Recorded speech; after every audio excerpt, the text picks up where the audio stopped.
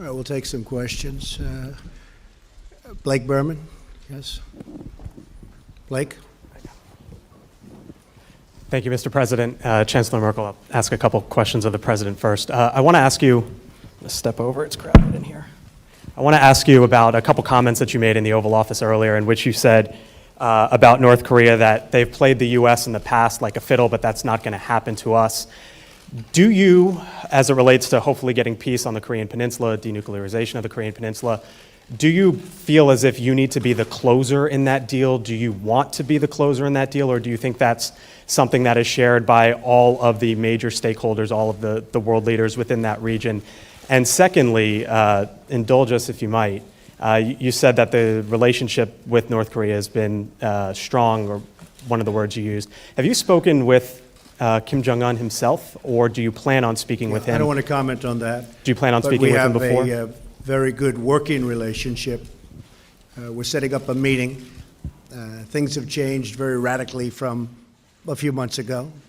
You know, the name calling and a lot of other things. We get a kick every once in a while out of the fact that I'll be watching people that failed so badly over the last 25 years explaining to me how to make a deal with North Korea. I get a big, big kick out of that. But we are doing very well. I think that something very dramatic could happen. They're treating us with great respect. And you know what's going on with South Korea. And I think President Moon of South Korea was very generous in saying that we helped make the Olympics a great success because of the fact that, as you know, there was a tremendous animosity, there was a tremendous problem going on, and all of a sudden people started buying tickets because whole different feeling when North said, we'd love to go to the Olympics. So a lot of good things are happening with respect to North Korea. President Obama told me when I had the one meeting with him, he said, that's your biggest problem. That's going to be the most difficult thing you have. And honestly, I wish it was handled earlier. I wish it were handled by another administration years ago. I'm not just talking about President Obama. I go back to any administration you want. But over the last 25 years, this should have been handled a long time ago, not now. This should not have been left for me to handle. But we will handle it. We're handling it well, and hopefully there'll be peace for North Korea, South Korea, Germany. I mean, everything is included. Japan, the Chancellor has been very helpful in the maximum pressure campaign, as I said, really very helpful. So have many other nations. President Xi of China has been really good at the border. Everyone's surprised at how tight he clamped down. Everyone said that he'd just talk about it, he wouldn't do it. Well, he did it, and he did it out of a relationship that we have, and also out of the fact that we're negotiating trade deals, and I think that's also very important to him. Hopefully we'll come up with something that's good for both countries. So I think some very good things can happen with respect to North Korea. We're setting up meetings now. We're down to 2 countries as to a site, and we'll let you know what that site is. Do you have a question for the Chancellor? Just to follow up real quickly, do you feel like it's your responsibility for this to eventually get settled between North and South Korea? I think I have a responsibility. I think other presidents should have done it. I think the responsibility has fallen on the shoulders of the President of the United States. And I think I have a responsibility to see if I can do it. And if I can't do it, it'll be a very tough time for a lot of countries and a lot of people. It's certainly something that I hope I can do for the world. This is beyond the United States. This is a world problem, and it's something that I hope I'm able to do for the world. Okay? Please. Thank you. And Chancellor Merkel. Was? Ach so. Sorry. Sorry. Boris, thank you very much. I'm just wondering if you've been given any assurances that the European Union will be exempt from steel and aluminum tariffs come Tuesday, the May 1st deadline. Did President Trump tell you what he may or may not do? Thank you. That question. The President will decide. That is very clear. We had an exchange of views on the current state of affairs of the negotiations and the respective assessments on where we stand on this. And the decision lies with the President. Herr Ross. Okay. Mr. Ross, please. Thank you. I have a question the Chancellor, but I'd like to start with a question on Iran for you, Mr. President. After a long day of talks with you, President Macron went to Congress, warned of a new war in the Middle East, and asked the world and the United States to respect the sovereignty of all countries, including Iran. In the absence of a new agreement, are you prepared to use military force to rein in the nuclear program in Iran, or do you have another plan B that is not an agreement and not military force? I don't talk about whether or not I'd use military force. It's not appropriate to be talking about, but I can tell you this, they will not be doing nuclear weapons, that I can tell you. Okay? They're not going to be doing nuclear weapons. You can bank on it. Okay, please. Frau Bundeskanzlerin, noch vor einem Jahr Madam Chancellor, only a year ago, people in Berlin were very much concerned about President Trump not being ready to show toughness against Russia. Now you've come to Washington with the concern that a new round of sanctions against the so-called oligarchs may well be detrimental to the German economy. Have you asked the president to exempt German companies from these sanctions? And are you generally worried that the United States, because the president is trying to be toughest with President Putin, may well change completely and may well be treating Russia too harshly without coordinating with you? Well, we discussed Ukraine, and here we work together very closely against the illegitimate actions of Russia due to, for example, annexation of Crimea and also the situation they caused in eastern Ukraine. I'm very pleased to say that we work very closely with the American administration in complementing the Minsk format. And the sanctions very much are a thing of the Congress, and we work together with the representative of the administration here also, and very closely with the Treasury.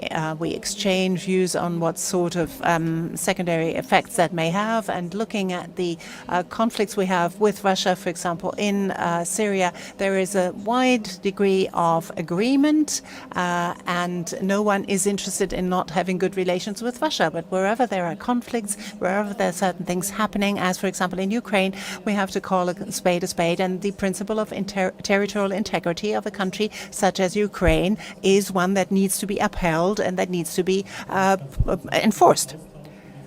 But Madam Chancellor, the exchange, was it satisfactory on these issues between America and Europe? Is it as closely aligned as you want? Yes. Whenever I have questions, I can ask those questions, and I believe that the exchange is there.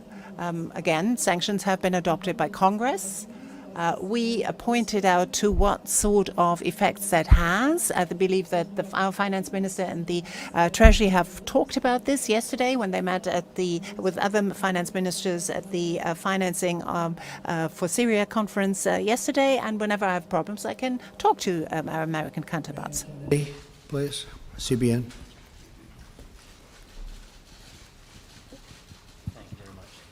Mr. President, two questions for you. The first one's on Ronnie Jackson. It's been 1 day since he bowed out. I know it's only been less than 24 hours. Have you have a new nominee for the Secretary for the Department of Veteran Affairs? And my second question is on the U.S. Embassy set to open in Jerusalem in 3 weeks. Have you decided if you do plan to attend? And also, can you confirm if Treasury Secretary Steve Mnuchin is leading a delegation that could include your son-in-law, Jared Kushner, and Ivanka Trump? Ronnie Jackson, Admiral Doctor, is one of the finest men that I've met over the last long period of time. High quality family. I just met them. And I explained what happened. I explained that Washington can be a very mean place. You don't know about that, Chancellor. A nasty place. The false accusations that were made about him by Senator Tester from a great state, I don't think that state is going to put up with it. These were false accusations about a great man, about a man who has a son who's a top student at Annapolis, about a man that's given his life to this country and to the military, a brave man. He would have been a great leader. To say the kind of things that he said, you had President Obama giving him an A+ report. You had President Bush giving him an A-plus report. You have President Trump giving him an A-plus report. And to make statements of things that most people said never happened, never even happened, calling them names was, to me, a disgrace, an absolute disgrace. And I think it's something we learned from. I called him today. I said, in a certain way, you're in a very big way, you're an American hero, because you've exposed the system for some horrible things. I've had it happen to me with the Russian collusion hoax. It's a hoax. But I came into the job understanding that things happen. He didn't. He's a great doctor, he's a great admiral. He didn't really think a thing like this could happen. And I think it's a disgrace. So I just want to comment on that. And actually, I'm glad you asked the question. I think this man has been treated, he's an American hero, and I think he's been treated very unfairly. Okay? As far as a nomination, have you put forward a new nomination yet? I have many people that want the position, if you can believe it. With all of this being said, we have some excellent people, some very political people, some people that a thing like that wouldn't happen, or if it did happen, I guess they'll handle it somewhat differently. But we have many people that want that job. We're very proud of the job we've done for the veterans. The veterans have been, we've gotten accountability approved, which is something that for years they've been trying to get. As you know, they couldn't get it approved. We got accountability. So that when somebody treats our veterans badly, we can fire them so fast, almost as fast as they fire people in Germany. We'll get rid of them. And I will tell you, we're getting choice. We're putting choice in very, very strongly. We have tremendous support in the Senate for that. But I have a lot of people that want the job. We're doing a great job over there for the vets. And, you know, that was one of the things that to me was the most important. We had tremendous support from the vets. We're getting great reports. But getting a thing such as accountability done, we'll be soon getting choice done. Meaning, if a veteran stands online and can't get to a doctor for various reasons, they're going to a private doctor and this country is going to pay. They're not going to wait 9 weeks online for a cure to something that could have been very easy to cure, and then they end up dying from it.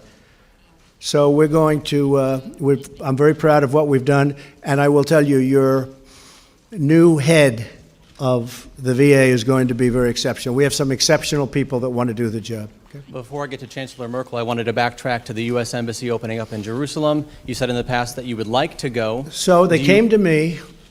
This is a little bit about government. Somebody said, could I tell this story? And they came to me with a proposal for a $1 billion embassy in Jerusalem.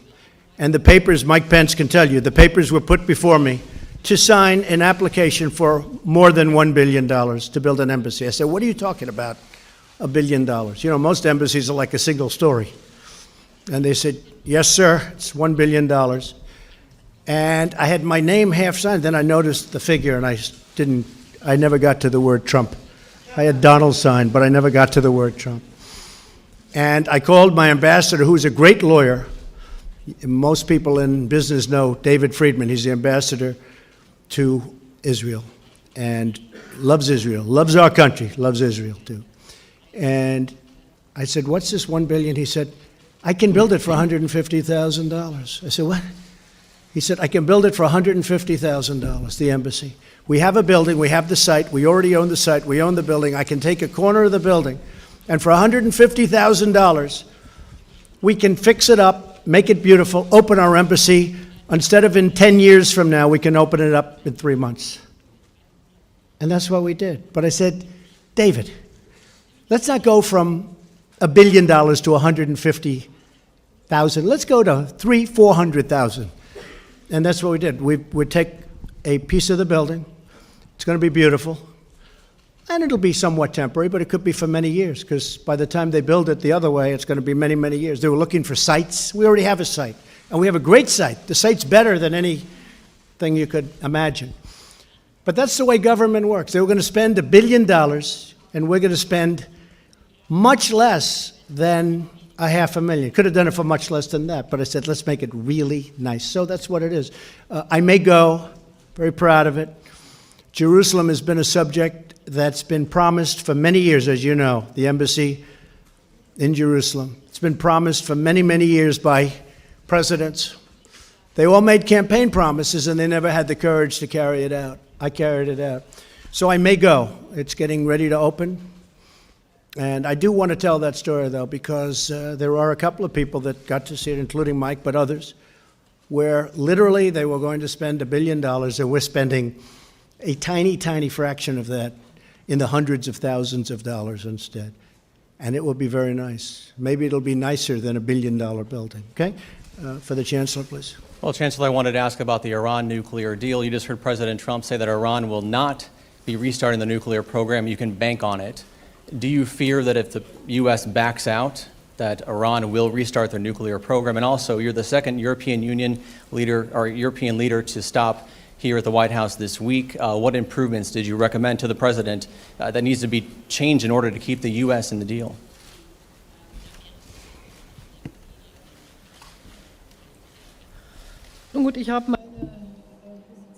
Well, I set out my position, and that is that I believe that obviously this agreement is anything but perfect. It will not solve all the problems with Iran. It is one piece of the mosaic, one building block, if you like, on which we can build up this structure. And that when the United Kingdom, France and Germany worked together with the American colleagues, this was brought about, and we will now see what sort of decisions are made by American partners. I said that the whole of the region obviously is of prime importance to us because it's not 1,000 kilometers away, as it is the case, for example, between the USA and Syria. But Syria and Iran are countries that are right on our doorstep. So that is of prime importance for us, and we will continue to be in very close talks on this. Frau Dunz. Mrs. Dunz, please.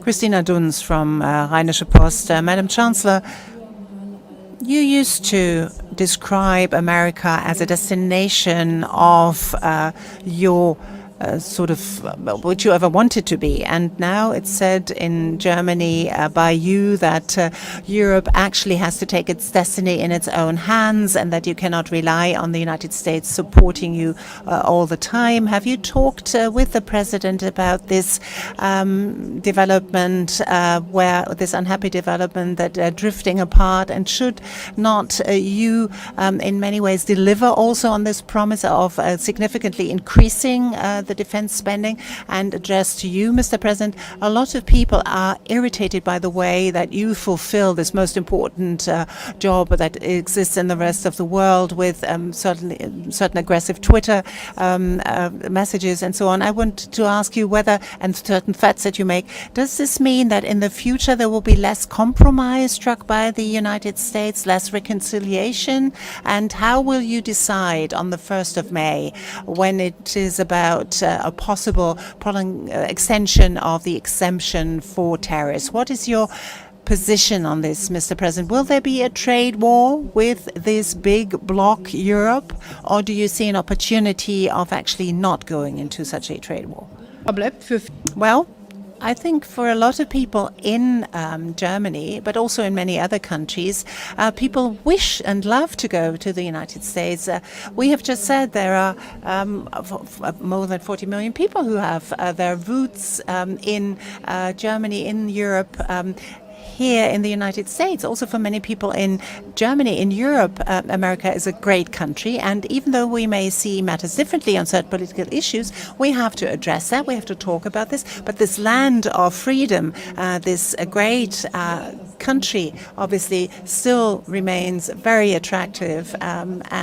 So I continue to say that. And I said, yes, Germany and Europe have to take their destiny into their own hands, because we can no longer, as we used to during the period of the Cold War, during the years when Germany was divided, rely on America coming and helping us. America is still helping us, but step by step, we will simply have to increase our contribution to, and America has been a very much engaged, very broadly engaged in parts of the world that are far away from America. And the people of America, too, have said, well, what's in it for us? So the president is saying you ought to have some more burden sharing. So in a way, we're maturing, we're growing out of a role where after the Second World War, people were rather happy for Germany not becoming too engaged, not too active, because during the period of National Socialism, we created such incredible injustice in the world. And but this post-war period is at an end. It's more than this post-war period is well, that's essentially 70 years ago. So we as Germans have to learn to assume more responsibility. We're proud to be the second largest troop contributor in NATO. We've done a lot over the past few years, obviously from the president's perspective, not perhaps fast enough, but I would say, as German Chancellor, we have made important steps in the right direction, and we will continue to do so. We cannot rely, if conflicts are on our doorstep, for others to step in, and we ourselves don't have to give a contribution. And this contribution will have to increase over the next few years to come. That has something to do with military engagement, with defense spending, with combating and tackling root causes of flight, but also with the readiness to become more engaged in diplomacy. Germany, for example, for the first time, is part and parcel of the so-called small group. It has just had a meeting in Paris on Syria, together with the US, with the UAK, with Saudi Arabia, and we want to give our contribution to this as well. It's our obligation, it's our duty. I don't think that we ought to complain about this. We have to learn, as a big country, as an economically successful country, as the president says, you're economically successful, but militarily and politically you don't wish to do so much. We have to learn to assume our role, and there are differences of opinion. We as friends can discuss that openly. Thank you, Chancellor. We need a reciprocal relationship, which we don't have. The United States right now has a trade deficit with the European Union of $151 billion. And the Chancellor and I have discussed it today at length, and we're working on it, and we want to make it more fair, and the Chancellor wants to make it more fair. Same thing with NATO. We have a far greater burden than we should have. Other countries should be paying more. And I'm not saying Germany alone. Other countries should be paying more. I mean, we're protecting Europe, and yet we pay by far more than anybody else. And NATO is wonderful, but it helps Europe more than it helps us. And why are we paying a vast majority of the costs? So we're working on those things. It's been unfair. And I don't blame the Chancellor, and I don't blame Germany. I don't even blame the European Union. I blame the people that preceded me for allowing this to happen. There's no way we should have a trade deficit of $151 billion. So we're going to make it reciprocal. We're going to make it a much more fair situation. And I think in the end, everybody's going to be very happy. I think both countries, I view this as many countries, but looking at it as one block, will really benefit. There's tremendous potential between the European Union and the United States. And I think that's going to happen. There's also tremendous benefit to NATO when people pay what they have to be paying. Some countries actually pay more than they're supposed to. They think the United States is, I've been told by numerous countries, Poland being one. Poland is great. I mean, they pay actually a little bit more than they're supposed to be paying or have to pay because they feel the United States is more than carrying the load. And perhaps they feel it's not fair, but it's something we very much appreciate. But I believe that, when I look at the numbers in Germany and some other countries, they may not like Donald Trump, but you have to understand, that means I'm doing a good job because I'm representing the United States. Angela is representing Germany. She's doing a fantastic job. My predecessors did not do a very good job, but we'll try and catch you, okay? We'll try. We're going to have a reciprocal relationship, and it's going to be something that benefits all of us, okay? Thank you very much, everybody. Thank you. Thank you, Angela. Thank you very much.